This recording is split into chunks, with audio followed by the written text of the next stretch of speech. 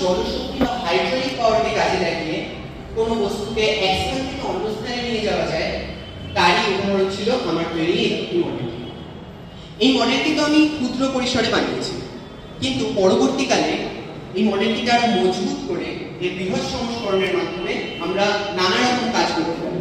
অর্থাৎ ইত্যাদি এরকম যন্ত্র বিকল্প হিসেবে এই মডেলটি সহজেই ব্যবহার করা যায়। এছাড়া আমরা এই মডেলের নিয়ারেস্ট অ্যাপ্লিকেশন আমাদের স্কুলেই করতে পারি। যেমন আমাদের স্কুলে সায়েন্স ল্যাব রয়েছে, সেখানে বিভিন্ন টেস্ট টিউব, রাসায়নিক দ্রব্য রাখার পাত্র ব্যবহার করা হয়। সেগুলোকে রাখার জন্য স্ট্যান্ড, ক্র্যাম্প এগুলো তো রয়েছে, কিন্তু আমাদের সেগুলোকে হাতের মাধ্যমে পরিচালনা করা হয়। এর ফলে নানা সময় নানা রকম বিপদও ঘটে যেতে পারে। তাই আমরা সহজে সেই হাইড্রোলিক পাওয়ার রোবোটিক আর্মের মাধ্যমে সেই সমস্ত জিনিসগুলিকে পরিচালনা করতে পারি। আমাদের এই এক্সিবিশন আমরা উদ্বুদ্ধ হয়েছি সমস্ত স্যার ম্যাডামদের থেকে। কালকে আমাদের এক্সিবিশন খুবই সফল হয়েছে।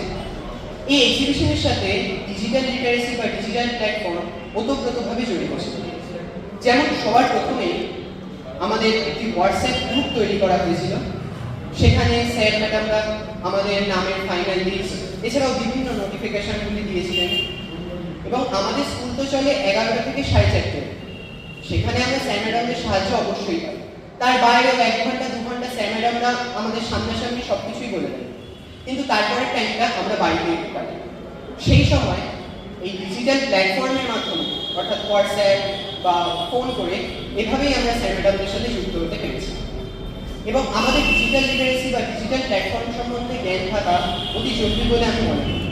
কারণ আমাদের যে এখন বিপুল পরিমাণে এআই এর ব্যবহার করা হচ্ছে, এই এআই এখন প্রায় সবকিছু করতেই সম্ভব, কিন্তু আমাদের ডিজিটাল লিটারেসির জ্ঞান থাকলে আমাদের ভবিষ্যতে এমন হতে হবে যাতে এআই আমাদের চালনা না করে, আমরা ডিজিটাল লিটারেসি শিখে আমরা যাতে এআইকে চালনা করতে পারি।